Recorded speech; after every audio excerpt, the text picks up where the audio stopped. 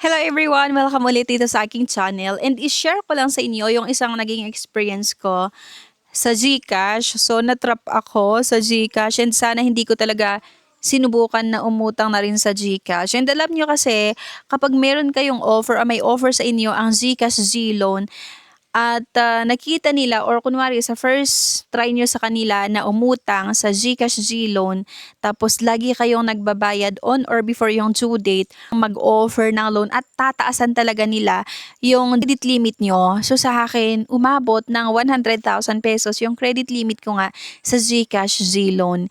And sobrang isa ito sa mga regrets ko din na sana ulit, 'di ba? Ang dami kong sana, hindi ko trinay.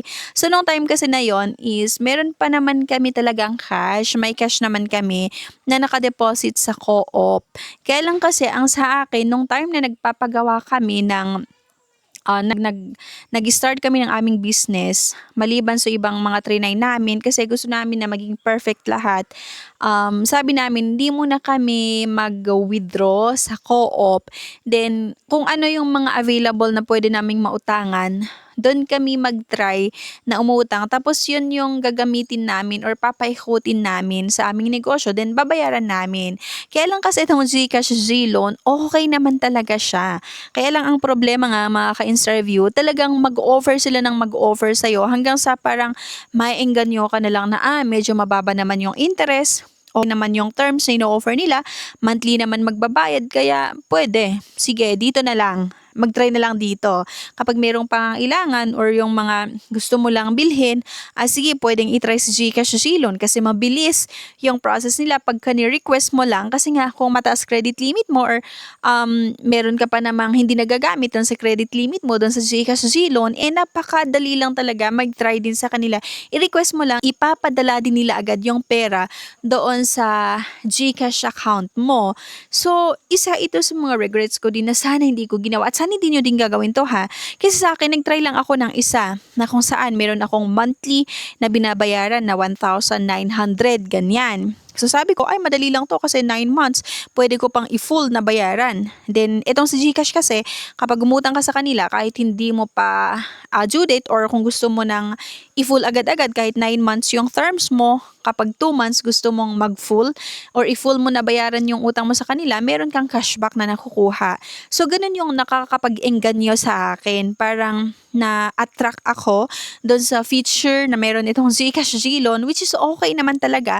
Kaya lang natrap parang dahil nga sa bilis nung process nila at dun sa cashback na yon, nagtry ako ng nagtry. So una nga, nagtry ako ng 9 months ata yun, then babayaran siya ng tawag nito 1 month, every month 1,900. So dahil nga sa tingin ko medyo okay naman yung income namin doon sa aming business, meron din naman akong ibang mga source of income. Nung nakita ko, nag-check ako dun sa GCash G-Loan ko, may offer na naman. Sabi ni GCash G-Loan, pwede daw ulit akong kumuha para kahit maging dalawa yung babayaran ko sa kanila every month, okay na okay daw. So ako naman sabi ko, try ko nga kasi for the sake of gusto ko din i-content yon before na ipakita kung paano yung way ni GCash na magpautang, yung mga rates niya, pwede bang magkaroon ng doble-doble na utang sa kanila. So kung napanood nyo yung mga previous vlog ko about GCash nga, pwede kang magkaroon ng 4 na utang sa kanila, 5 in just one up. So ayun, nagtry ulit ako and yung monthly naman nung isa is nasa 900 per month. So magkaiba, parang yung terms ng isa is every 5th of the month, then yung pangalawa is every 15th of the month. So ayan, nung time ulit na gusto kong magdagdag ng sa negosyo, so sabi ko, sige, yung pera namin sa co-op, sabi ko, huwag na natin galawin yon. So, i-try ulit natin tong, kay GCash na lang kasi ito lang naman yung amount, 15K lang naman yung kakailanganin. So, utang na lang kay GCash, tapos bayaran na lang every month. Ngayon, parang naisip ko na sana hindi ko ginawa yun kasi akalain mo yon, nung na-approve nga yung isa na naman is that 1,500 per month. And then yung terms na ino-offer nila is every 10th of the month. So ngayon ko napagtanto na grabe, ang hirap palang bayaran to kasi every 5th of the month magbabayad ka ng 1,900. Every 10th of the month merong 1,500. Every 15th of the month merong 900. So paano kapag may time na walang ganon? So, naisip ko lang na sana hindi ganito yung ginawa ko. Sana isahan na lang or umutang na lang ako ng isang beses tas malaki na yung kinuha ko para isa lang yung due date na babayaran ko every month. Kasi hindi pala talaga maganda yung sa isang buwan is marami or magkakasunod. Kahit sabihin natin na small amount, pero magkakasunod yung due dates mo, mahihirapan ka talaga. Tsaka, alam mo yung pag nakakalimutan mo, hindi naman kasi siya auto-debit. Kapag nakakalimutan mo, tapos walang laman yung GCash account, tapos nag-pause due yung isa, tapos nagkakaroon ng penalty. Kagaya nung isa, parang lumampas ng 2 days, ganyan. Tapos nag-check ako, nag-pause due pala ng 2 days. So nagkaroon siya ng penalty. So sabi ko, ay hindi maganda yung ganito. And yun din yung isa sa na-realize ko ngayon. Isa sa mga realization ko na sana hindi ganon. Uutang ako ng 3 separate loan or 4 separate loan sa GCash kasi magkakasunod yung due date niya. And ang hirap tandaan yung due date. Ay, hindi naman every time is magche-check ka dun sa note mo na may due date ka sa ganito. Sa akin minsan, nagche-check lang ako sa GCash G-Loan, ganyan din. Nakita ko, meron palang ganito, sa date pala na to. Minsan nagkaroon ng past due and kailangan mong bayaran agad. Paano pag wala pang laman yung GCash, no? Hindi ko na paghandaan yung due date na yon. So, sobrang hirap yung marami kang due date sa isang buwan. Sabi ko, sana pala ang ginawa ko dahil mataas naman yung credit limit ko, kumuha ako ng malaking amount para isa lang yung due date ko. Iisa lang yung dapat kong tandaan sa isang buwan. Kaya ayun, kapag ginagamit nyo din yung GCash Z-loan nyo or kung may offer sa inyo na GCash Z-loan, hindi maganda yung marami kang due dates, 'di ba? Kunwari, 5 separate loan sa GCash Z-loan kasi mahihirapan ka doon sa due date niya. Paano pag nakaligtaan mo, hindi mo naalala yung due date mo kung meron kang 5 due date sa GCash Z-loan mo, 'di ba? So, pag nag-past due, nagkakaroon na yan ng penalty. Paano pag nagbakasyon ka, walang signal, tapos nakaligtaan mo, may due date pala ako sa ganito. Tapos, no, nag-past due, edi malaki yung penalty. Kaya sa merong offer nga sa GCash Z-Loan, please lang, wag yun ang gawin yung, di ba, minsan sabihin natin kabobohan, no? Yung nag-try tapos hanggang sa umabot ng 3 loan. Magkakaiba yung due date sa isang buwan, kaya minsan nalilito ako. Mas maganda na isang loan lang, isa yung due date mo para at least, diba, matandaan mo. Yan lang, sinare ko lang sa inyo para at least maging aware kayo, lalong-lalo sa mga makakalimutin kagaya ko na minsan, meron palang ganito, ganyan. Pagkatingin mo, may mga kailangan ka palang bayaran. Tapos, hindi mo na nabayaran, nag-pause due na, tapos kailangan mong magbayad ng mga penalties, no? So, hindi maganda yung ganon. Sana maging aware kayo sa ganon.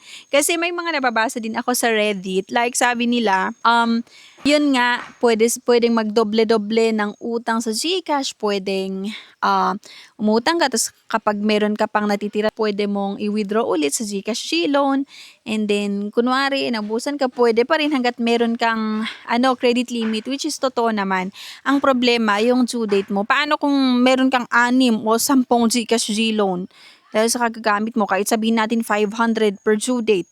Paano pag nakaligtaan mo? Dahil nga magkakasunod, meron kang 7th of the month, 10th of the month, 12th of the month, 13th of the month, 20th of the month. So, mahirap pala yung marami kang utang sa isang loan apps kasi yung due dates talaga, paano pag nakaligtaan? Hindi magbabayad ka pa ng penalty, 'di ba? Yung mga additional charges pag nag-pause due, late payment fees, 'di ba?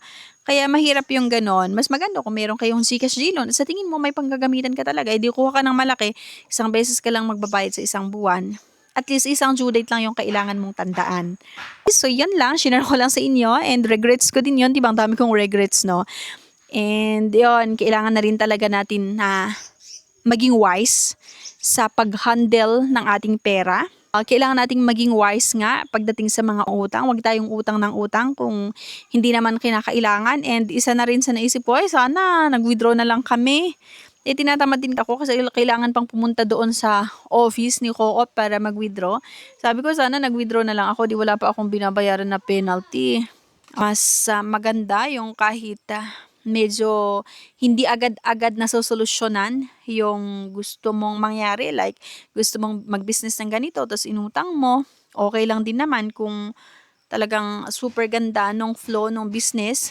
Pero mas maganda na pag may gusto tayo, pag-ipunan muna natin tsaka natin bilhin. Yung tipong yung iba gustong bumili ng property, kulang ng pera, umutang. E paano pag wala kang pambayad ng ng inutang mo, di ibebenta mo ulit yung binili mo na property para may pambayad dun sa inutang mo. Yun yung hindi maganda. Kaya naisip ko lang na isa sa mga realization ko na kapag meron akong gustong bilhin, meron akong gustong property na ma-acquire, mas maganda na pag-iipunan muna namin, and then kapag sapat na yung pera namin, tsaka kami mag-decide na bibilhin yung property. So, ayan, sa panahon ngayon sabi ko, hindi pala pwede na puro pera-pera yung iniisip. Mental health ang isa sa mga number one na kailangan nating alagaan. Okay, so yun lang. And eto na nga, kung nakita niyo yung background ng saan ako nagvo-vlog, ayan. Yan yung bahay namin. At kung makikita niyo, puro puno lang din talaga nakikita niyo sa paligid. Ayan. At naglagay kami ng duyan dito nga, ayan. Naglagay ako ng duyan. Uwi na lang kami dito para mag-relax, mag-refresh ng isipan. And, 'di ba, mag-isip-isip lang, mag-realize ng kung ano-ano para pagbalik namin sa Kapatagan ulit kahit sobrang init, kayang-kaya ko na ulit na harapin yung buhay doon kasi 'di ba, magiging masigasig na naman tayo kasi nakapagbakasyon ang aking isipan. And thank you for watching, and please don't forget nga to like and share this video para makatulong din sa iba, at sana abangan niyo yung mga susunod na videos pa natin. Thank you and see you sa aking next vlog. Bye!